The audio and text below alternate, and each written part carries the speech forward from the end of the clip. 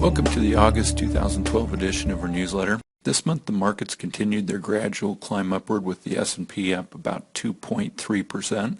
The Dow was only up about half of that, but the international market was up slightly better as the dollar strengthened against the euro.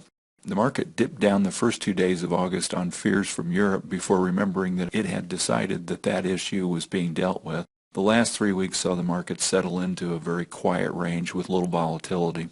Always remember that the market is just a barometer of the mass attitude of the investing public. If more buyers come in, prices rise. If more sellers show up, prices drop. Notice on this chart of the S&P 500 where the buyers were only able to push the market up to a lower high followed by a lower low. Next, another slightly lower high before turning down again. This can mean that the buyers are running out of steam and the market is setting up for a decline. Or it could mean that the market is only able to propel to this height with the news that it currently has and will need more good information in order to justify attracting more and new buyers to resume its climb. Time will tell and we will act accordingly. This might be easier to understand if we look back over a longer time period. This market shows the value of the S&P 500 from March of 2000, where the market peaked, through the end of August 2012.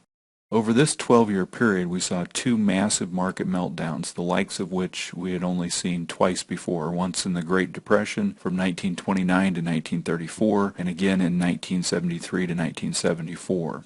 According to the chart, the market was down 8.16% over this 12-year period. Think about where the masses' minds were during this dramatic time. Huge sell-off from 2000 to 2002 as people fled the markets in droves after the tech bubble burst.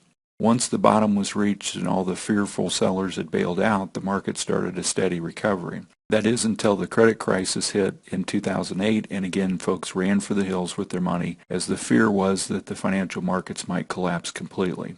As I've said many times, I don't know exactly how close we came to a complete system failure at that time, but I promise you I don't think we have ever been closer. That was by far the most frightening time I've ever seen in the markets. But look what happens if we look at just the last 10 years, from July of 2002 through August of 2012. The chart shows the market increased over that time period by 64.48%. That's a very different picture than the negative 8% we saw for the full 12 years, and it illustrates how damaging that first drop was.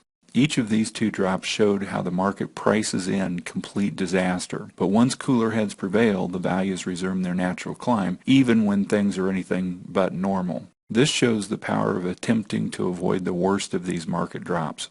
With the gain stalling out toward the end of August, we did see a reduction in our equity holdings and went from about 80% invested to about 60% invested on the equity side. We'll wait for direction from the markets to see if we'll pull back more or if the market's increases will resume.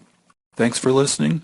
Please visit our website to see our newly added videos along with the new button that will make it easy for you to schedule a call with us. As always, please share this video with friends or family, and I'll talk to you next month.